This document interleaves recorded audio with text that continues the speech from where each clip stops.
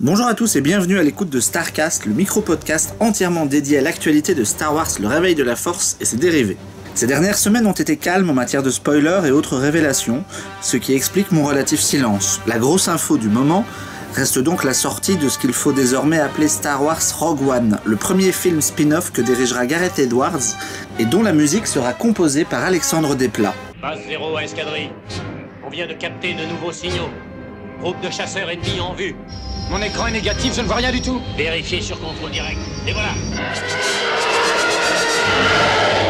On ne sait bien entendu rien de l'histoire à ce stade, mais on ne peut que penser que le film sera consacré à un escadron de pilotes X-Wing, ce que mentionnait d'ailleurs déjà une vieille rumeur datant d'il y a plusieurs mois.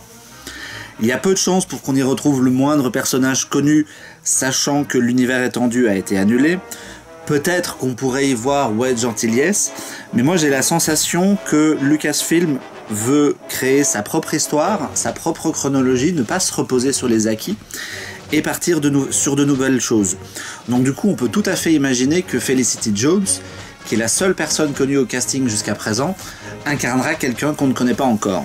Et si Lucasfilm joue le jeu, à la Marvel Studios, elle aura sa propre histoire et pourra ensuite apparaître dans un épisode 8, un épisode 9 ou sous d'autres formes dans une série animée ou même dans des romans. Plusieurs sites ont mentionné un dessin conceptuel présenté lors de la réunion Lucasfilm-Disney détaillant le projet. On y verrait des soldats sortir d'une sorte d'hélicoptère dans une ambiance sombre. On parle d'une troupe, pas forcément à ce stade d'un escadron de pilotes, mais le visuel ressemblait un petit peu à tous ces jeux à tendance militaire à la Battlefront qui sont sortis dans l'univers de Star Wars.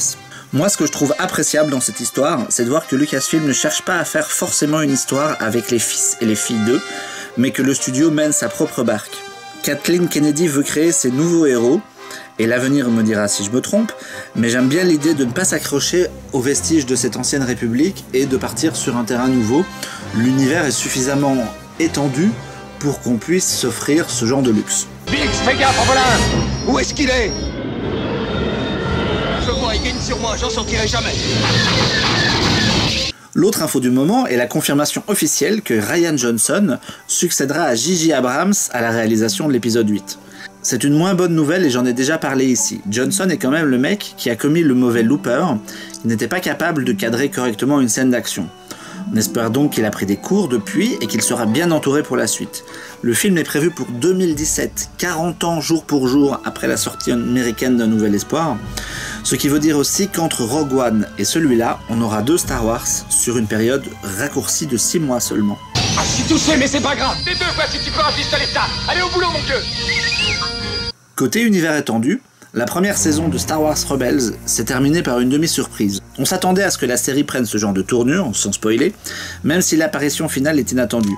Faut quand même espérer que ce nouveau personnage ne soit maintenant pas trop présent et qu'on garde un peu cette liberté que s'était offerte la première partie. Lucasfilm a également annoncé Journey to Episode 7, soit le chemin qui reste à parcourir jusqu'à la sortie de l'épisode 7. On a vu un dessin de Han, Leia, Luke et les autres sur Endor pour annoncer une série de comics qui raconteront ce qui s'est passé après le retour du Jedi, raconté cette fois du point de vue de 6PO. Ça démarre en septembre. Dans la foulée, une vingtaine de bouquins considérés comme le nouveau canon devraient sortir, se focaliseront sur des personnages qu'on connaît déjà. On a quelques titres sans trop savoir de quoi il retournera, mais le plus intéressant à suivre s'appelle Aftermath. Écrit par Chuck Wendig, il racontera les événements post-retour du Jedi, la mise en place d'un nouveau gouvernement après la chute de l'Empire, et les conséquences de la mort de l'Empereur à travers la galaxie. Ça va dans le sens d'une vieille rumeur qui évoquait le fait que l'Empire existe toujours dans le réveil de la Force. Couper la tête du leader ne veut pas dire désarmer l'armée entière.